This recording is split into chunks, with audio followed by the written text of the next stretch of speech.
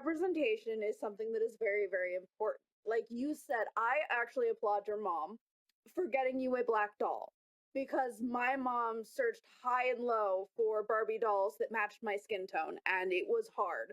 They're more common now, but it was definitely harder when I was a kid. And like representation for everyone is important. It's like that's why I'm loving seeing the representation of Asian culture in a lot of things now, the representation of even just foreign cultures. Like, I know for a fact the cultural representation we get here in the States of Australia probably isn't accurate, but it's why I have some Australian artists that I love because I know their culture is accurate. And you definitely don't get a lot of good representation in media. And especially when it comes to being mixed race, you'll notice a lot that people will choose one race or the other to focus on. They don't talk about their mixed heritage, they only talk about one heritage because it's all that's really like allowed. Hilariously, the one piece of media I think touched beautifully on this was written by a white woman, and it was The Seven Husbands of Evelyn Hugo. It is one of the only pieces of media that has talked about this kind of mixed race culture. And I've been very happy, Nina, that you pushed me to read it because it genuinely was so refreshing to see it talked about in anything. Yeah, and that book was beautiful.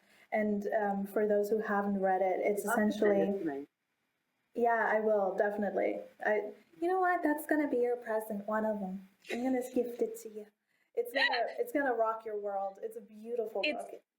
it's good. Representation of mixed people is just now starting to, I think, break through just a tad bit, which is beautiful to see, and I'm happy to see it. But when I was a kid, for instance, Halle Berry is mixed.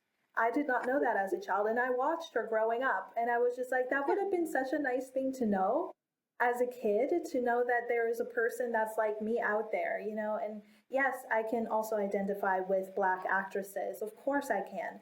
But it's nice to know that there's somebody out there who's on screen or in the public eye in some way, shape, or form that represents the fullness of you. And I think, just like Jay said, you're often made to choose yet again which side you kind of stand on. And I think with people who are multicultural, not just multiracial, that could be an issue if you're forced to choose. Because what if both your heritages or multiple heritages within your bloodline are very colorful and very strong and very big? How do you choose? And why are you made to choose in the first place when all of it encompasses